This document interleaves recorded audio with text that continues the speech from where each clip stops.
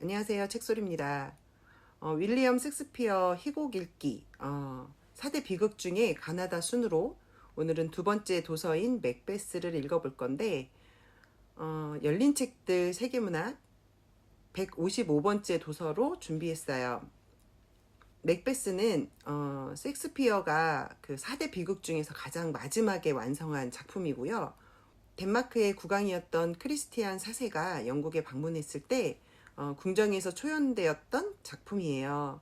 크리스티안 4세는 제임스 1세의 처남이었고 이 제임스 1세는 이 맥베스라는 작품 속에 등장하는 벤쿠 장군의 후손이기도 해요.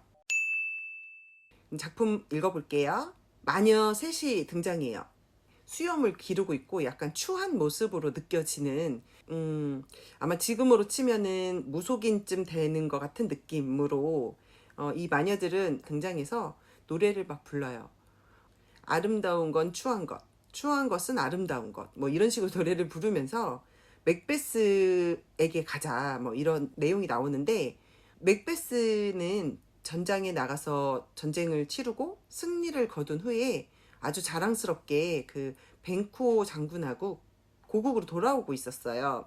그래서 마녀들이 나타나서 만세 삼창을 외치는데 맥베스 장군 만세 막 그러면서 글램즈 영주 맥베스 만세, 뭐 코더 영주 맥베스 만세, 뭐 장차 왕이 되실 맥베스 만세 이렇게 하는데 당시 맥베스는 원래 글램즈의 영주였어요. 근데 코더 영주는 따로 있었고 본인은 아닌데 이 마녀들이 코더 영주 만세 그리고 장차 왕이 되실 맥베스 이렇게 얘기하니까 아주 달콤하게 기분이 좋게 그 이야기가 들렸어요.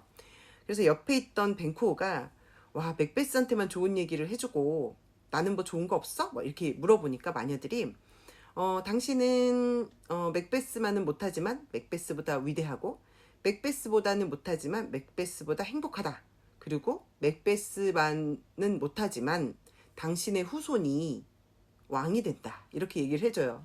이 두 사람이 가당치도 않으나 기분은 좋은 그런 마녀들의 그런 얘기를 듣고 이제 귀국을 했고 스코틀랜드 왕 덩컨은 너무 기분이 좋고 행복했어요. 자신의 충성스러운 장군이 전쟁에 나가서 승리를 거두었으니까 기분이 너무 좋죠. 그래서 많은 이 충신들을 데려다 놓고 일단은 세자책봉을 해요.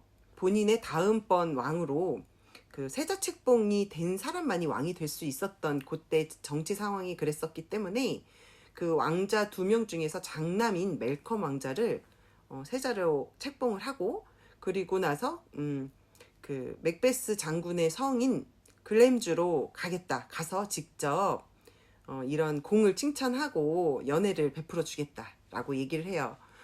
맥베스는 사실 전장에 나가서 승리를 거두었기 때문에 그 뭐 되게 위대한 그런 인물이잖아요. 우리나라로 치면 뭐 이순신 장군처럼 왕이나 국민들로부터 엄청나게 사랑을 받고 존경을 받게 충분했음에도 불구하고 그 마녀의 말들이 너무 달콤했어요. 그래서 편지로 적어요.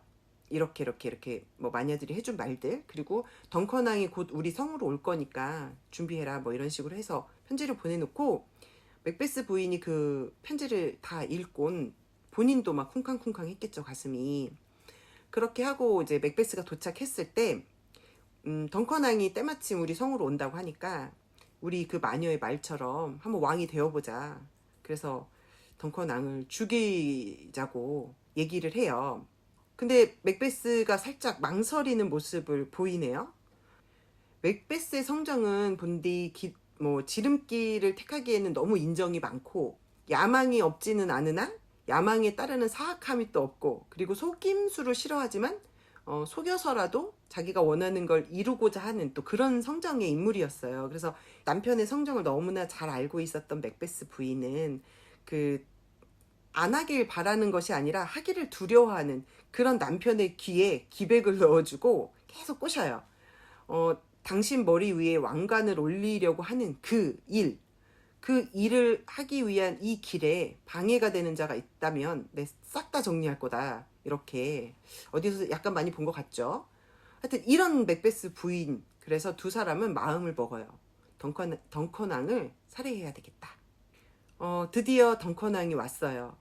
연애가 이루어졌고, 그리고 이제 밤이 되어서 덩컨왕은 잠자리에 들었는데, 그 덩컨왕의 침실을 지키고 있던 시종 2명에게 맥베스 부인이 그 수면제를 탄 술을 막 먹여요. 골아 떨어졌겠죠. 맥베스는 그 시종 중 한 명의 칼을 단도를 들어서 자고 있는 덩컨왕을 살해하고, 맥베스 부인은 그 피가 묻은 그 칼을 다시 시종의 베개 밑에 숨겨요. 아침이 되고 난리가 났어요. 우리 덩컨왕이 살해를 당했고, 이건 누가 봐도 그 시종들이 살해를 한 거다. 이 시종들을 분명히 뒤에서 이렇게 지시를 내린 배우가 있을 거다. 그 왕자 2명은 이제 도망을 가요. 뭐 지은 죄는 없지만 그래도 훗날을 도모하기 위해서 첫째 왕자 멜컴, 세자책봉이 되었던 그 멜컴은 영국으로 도망을 갔고, 둘째 왕자 도널베이는 아이슬란드로 도망을 갔어요. 그리고 시종들이 분명히 살아있다면 자신들은 어제 뭐 맥베스 부인이 준 술을 먹고 잠이 들었다고 얘기할 게 분명히 있기 때문에, 맥베스는 자신이 너무 충성스러운 하인인 양 내 용서할 수 없다면서 본인이 그냥 죽여버려요. 그 벤코 장군이 뭔가 조금 이상하다는 걸 느끼긴 해요. 그렇게 해서 이 상황이 넘어가고, 다음 왕이 이제 선정이 돼야 되잖아요. 근데 왕자들 2명이 지금 의심을 받고 있고 외국으로 떠난 마당이었어가지고 당연히 맥베스가 왕이 돼요. 그리고 나서 이제 맥베스는 이제 벤쿠오 장군이 너무 찝찝했어요. 그래서 이 사람을 제거를 해야 되는데, 그 마녀들이 그랬잖아요. 벤쿠오 장군의 후손이 왕이 될 거다. 그러니까 맥베스는 그 벤쿠오도 죽이고 벤쿠오 장군의 아들마저도 죽여야 되겠다, 이렇게 생각을 해서 암살자를 풀어요. 암살자들이 벤쿠오를 죽이려고 했을 때 그 아들이 도망을 가는 바람에 그 벤쿠오밖에 못 죽이고, 그거를 이제 보고를 해요. 암살자들에게 보고를 받고 연회장으로 다시 돌아왔는데 자신의 자리에 벤쿠오 유령이 나타나가지고 앉아 있는 거예요. 근데 그 유령은 본인한테만 보이는 거예요. 다른 뭐 귀족들이나 그런 사람들에겐 보이지 않고 그 연회장에서 본인만. 그러니까 본인이 벤코 유령을 향해서 하는 말들이 다른 사람들이 봤을 때는 공중에다 대고 헛소리를 하는 그런 모습으로 좀 보였던 거죠. 그래서 그 귀족들 사이에서는 맥베스의 행동이나 이런 것들이 조금 이상하다.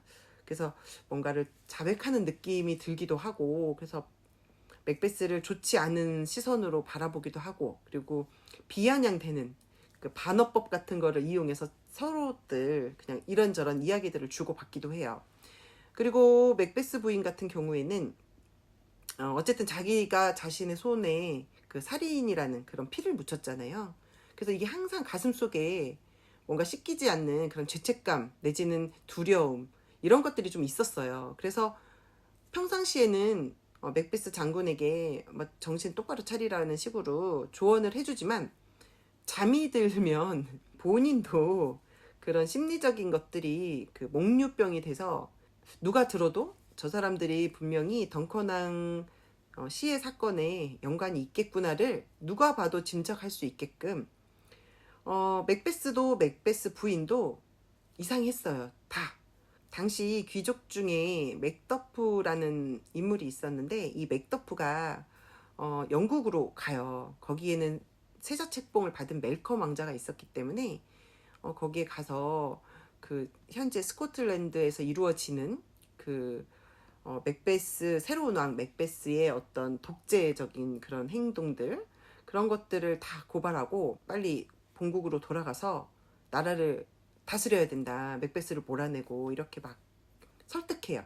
멜컴이 영국에 있었을 때 영국의 왕이 멜컴을 굉장히 총애해서 예쁨을 받고 있었어요. 영국 왕이 멜컴에게 많은 엄청난 인원의 그 군사를 지원해줘요. 그래서 멜컴이 그 군사들을 이끌고 고국으로 이제 가고 있어요. 맥베스는 멜컴 왕자가 오고 있다는 소식을 듣고 한편으로는 겁이 나고 한편으로는 역시 본인의 성정대로 다 제거를 해야 마땅했어요. 그 스코틀랜드에 있는 군사들은 멜컴이 적이어야 하는데 오히려 멜컴의 우군처럼 이렇게 자기네들끼리 싸운다거나 뭐 이런 식으로 맥베스에게 유리하지 않게끔 이 전쟁이 너무 생각보다 시시하게 멜컴의 승리로 전쟁이 끝났는데 그 당시 이제 맥베스 부인은 목류병 그리고 죄책감, 불안, 공포 이런 것 때문에 그 스스로 자결을 해서 맥베스 부인은 사망을 했고, 그리고 맥베스는 멜컴 왕자가 들어오고 맥더프랑 이제 칼을 빼어 들어요. 둘이 싸움이 났죠. 다행히도 맥더프의 승리로 맥베스는 쓰러졌어요. 권력의 야망에 이끌린 맥베스의 왕위 찬탈은 결국 피비린내 나는 파멸로서 종결이 된 그런 이야기였어요. 맥베스라는 작품은 욕망과 탐욕, 분노, 그리고 뭐 질투심이나 복수심 이런 인간이 가지는 고유 성정에 대한 주제를 가지고 작품을 만들어낸 그런 이야기인데 마녀, 뭐 지금으로 치면 무속인 이런 것들을 쫓아서 자기가 앞으로 나아갈 그런 것들을 결정하고 그에 따라서 행동하고 범죄도 서슴지 않는 이런 인간이 가지는 어떤 운명적인 것이 아닌 그런 어떤 성격적 결함에 의해서 만들어진 이런 것들은 결국은 말로가 좋지 않다라는 것을 여실하게 보여주는 그런 작품이었어요. 왕을 시해하는 어떤 그런 가공할 만한 범죄를 저지르고 환영과 환청이라는 두 사람의 정신적 고통은 정말로 말 그대로 그냥 비극이에요. 맥베스라는 작품의 제목을 너무나 잘 알고 있지만 아직 혹시 못 읽어본 분이 계시다면 이번 기회에 꼭 읽어보셨으면 좋겠고요. 이들의 이야기, 마녀의 등장, 그리고 맥베스 부인의 활약, 그리고 그들의 범죄, 맥베스의 성정상 하지 못할 것들을 맥베스 부인이 어떻게 그 자신의 남편의 귀에 속삭이고 기백을 넣어주어 맥베스가 해선 안 될 왕위 찬탈이라는 그런 피비린내 나는 어떤 비극을 만들어낸 씨앗을 만들었는지 이 이야기를 보면 지금 대한민국을 살고 있는 많은 분노를 가지고 있는 분들이 너무나 많이 지금의 대한민국과 이때 이야기들이 많이 닮아 있다라는 거를 느낄 수 있을 것도 같아요. 저는 맥베스를 절대 못 잊을 것 같아요. 그래서 더더욱 그러니까 여러 번 읽었지만 이번에 읽은 제독은 너무나 의미가 있었다. 저는 그런 느낌이에요. 맥베스 재미있다고 느끼셨던 분 제 설명이 약간은 짧으니까요. 꼭 읽어보셨으면 좋겠고, 저는 세 번째 도서 가나다 순으로 오셀로를 가지고 다시 찾아뵙도록 하겠습니다.